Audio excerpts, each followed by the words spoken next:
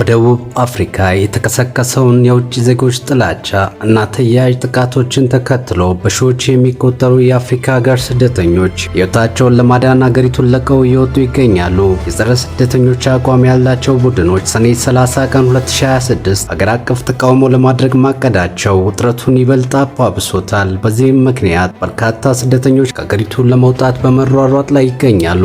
ሁኔታው ያሳሰባቸው የተለያዩ የአፍሪካ ሀገራት መንግስታት ዜጎቻቸውን በሰላም ወደ አገራቸው ለመመለስ አስቸኳይ እርምጃ እየወሰዱ ይገኛል። ከነዚህ መካከል ማላዊ፣ ዚምባብዌ፣ ናይጄሪያ፣ ጋና፣ ኡጋንዳና ሞዛምቢክ ይገኙበታል። በደርባንና በሌሎች ዋና ዋና ከተማዎች በሚገኙ የእርዳታና የስደተኞች ጊዜያዊ መጠለያ ማዕከላት ዜጎችን ወደ አገራቸው የሚመልሱ አውቶቡሶችን ለመጠበቅ ረጃጅም ሰልፎች መፈጠራቸውን አልጀዚራ ዘግቧል። ላለፉት ሳምንታት ባህላዊ መሳሪያዎችን የታጠቁ ቡድኖች በደቡብ አፍሪካ ጎዳናዎች ላይ በመዘዋወር ህጋዊ ፍቃድ የሌላቸው ስደተኞች እስከ ሰኔ 30 ድረስ አገሪቱን ለቀው እንዲወጡ በማስገደድ ላይ ናቸው። ቡድኖቹ በአገሪቱ እየተስፋፋ ያለውን የስራ አጥነትና ከፍተኛ የወንጀል መጠን የውጭ ሀገር ዜጎችን ተጠያቂ ያደርጋሉ። ባለፈው ግንቦት ወር ላይ ብቻ በተፈጸሙ የዚህ አይነት የተቀናጁ ጥቃቶች 5 የሞዛምቢክ ዜጎች ተገድለዋል። በጎዳናዎችና በንግድ መደብሮች ላይ የሚፈጸሙ ጥቃቶችና ዘረፋዎች አሁንም እንደቀጠሉ ናቸው። የደቡብ አፍሪካ ፕሬዝዳንት የሆኑት ሲሪል ራማፎሳ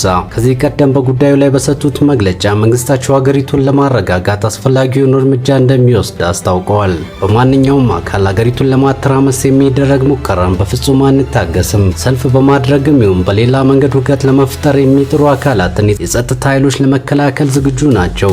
የተዘረጉትን የህግ የበላይነት ማስከበሪያ እርምጃዎችን የሚጥስ አካል በሙሉ የህግን ጥብቅ ቅጣት ያገኛል ሲሉ ፕሬዝዳንቱ አስጠንቅቀዋል። መንግስት የሰኔ 30ውን የተቃውሞ ሰልፍ ተከትሎ ሊነሳ የሚችለውን ሁከት ለመግታት ተጨማሪ ፖሊስ እንዲሁም የወታደራዊ ኃይል እርምጃ በተለያዩ ስልታዊ ቦታዎች ላይ ማሰማራቱን አስታውቋል።